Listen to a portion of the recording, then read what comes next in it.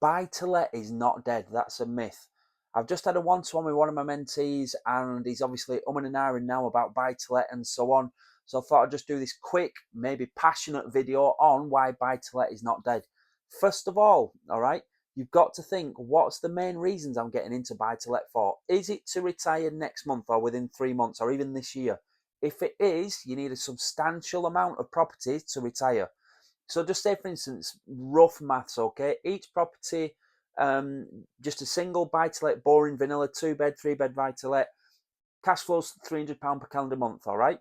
So even if there are no voids, no maintenance or anything like that, £300 per month times 12, £3,600. So £3,600 a year for that one property. And like I said, that's if there's no void periods or there's no maintenance or anything like that.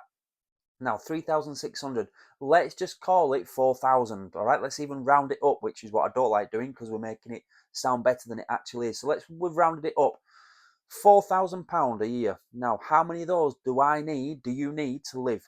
So do I need £4,000 a year? Do I need £8,000 a year? Do I need £12,000? Do I need 16,000? Do I need 20,000? Do I need 24,000? Do I need 28? You're getting the impression now, aren't you? So if I've got 10 properties that cash flow £4,000 each, that's going to be 40 grand a year. Is that enough for you to live on? It depends if you're, if you've got a partner, family, dependents, whatever it is, So buy to let is not dead. It just depends on your goals. Now, we've been investing since 2007. We purchased 3 properties just before the financial crash. We're in negative equity for a long time. However, okay, this is a good bit. This now, we purchased one for £60,000, and 18 months ago we had that comfortably valued at 130. Comfortably, we don't want to stretch it too much.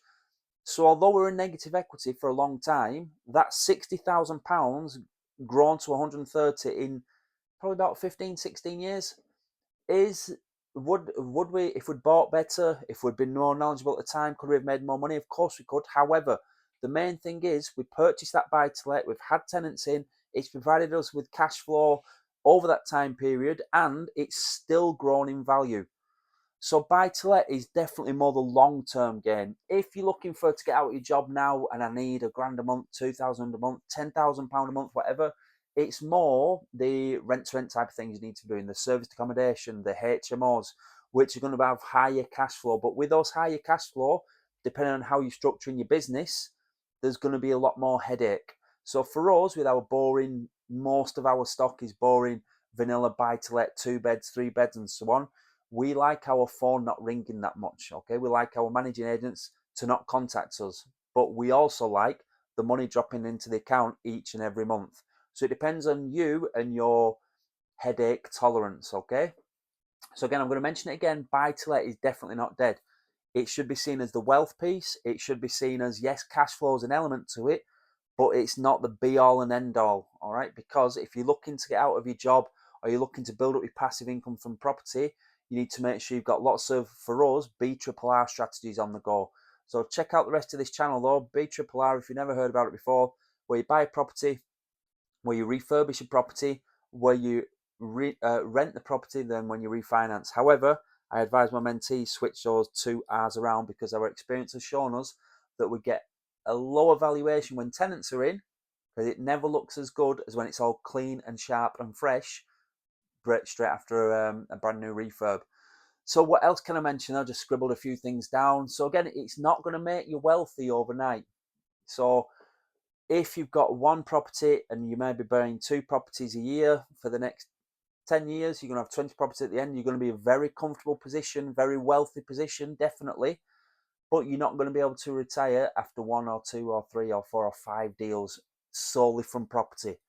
So hopefully my mentees watching this, I said that I'd just do a quick video afterwards just to maybe recap some of the things.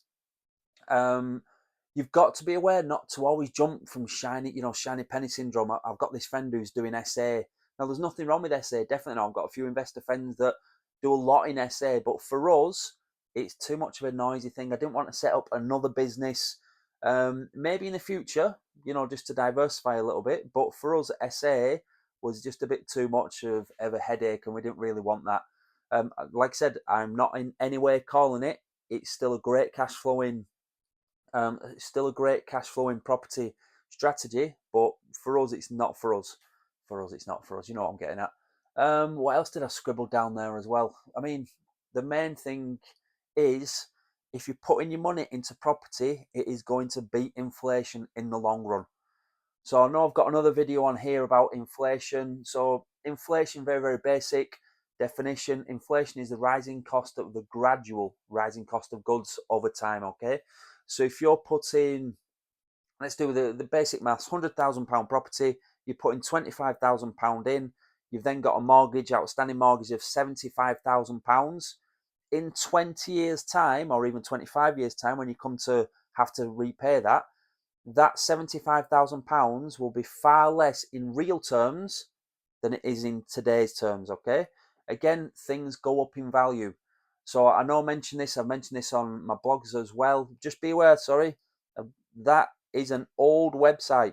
Okay, need to change that. It's just obviously we're making sure the property refurbs are going well and dealing with mentees and so on and helping mentees, but we do need to change that. So the website is dervishdervish.com. Check that out if you want. That's my name, Dervish, and then .com afterwards. Loads of blogs on there. Check out the rest of this YouTube channel as well. There's a good few YouTube shorts on here, more long form videos, all aiming to help you improve your knowledge, your cash flow, and your wealth. But yeah, going back to it, putting your money into property will always, in the long run, beat inflation. And like I said on my other video, really, your rent increases annually with inflation. Okay, so just always be aware of that. And then for us, really, I'll always recommend to my mentees if they've never done anything before in property and they're just looking to get started, I'm always going to recommend buy to lets as a great learning curve. Really, it's a good not stepping stone. It's a good place to start. You get to understand the conveyancing process. You get to understand how to negotiate the price at the start. You get to deal with if you're doing the BRRR, which definitely 90% of our mentees do. On a side note, because you want to make sure that you're refinancing your money, bringing as much money back out to allow you to go into the next deal and scale your portfolio sooner. But yeah, buy to lets it's a long term generational wealth piece. I know that in 50 years' time, those properties will be worth double, triple what we paid for them. And again, they will have outperformed inflation and hopefully provided me and my family with cash flow since we first signed for them. Anyway, good luck, everybody. Just a quick video. I hope it didn't come across too ranty, and I hope my mentee is watching this. If you are, give it a like because it was definitely for you, but it might help some other people as well. Buy to let is not dead. Can still provide you with cash flow. You can still lock in profit from day one if you've done it properly. It will still be part of the generational wealth piece, and it is fantastic to work against inflation, or a better way than just saving your money in a bank and trying to hope to survive off their pittance of a savings rate. Like I said, one more time, check out some of the blogs on my website, dervishdervish.com. Have a look at some of the videos on here. And if you're interested in leveling up, if you're interested in obviously growing your portfolio or even getting started in growing a portfolio, check out the website and have a look at the Black Belt Property Academy. We take white belt, beginners, property investors through to black belt and beyond. Good luck, everybody. Keep working on this mindset. Take care.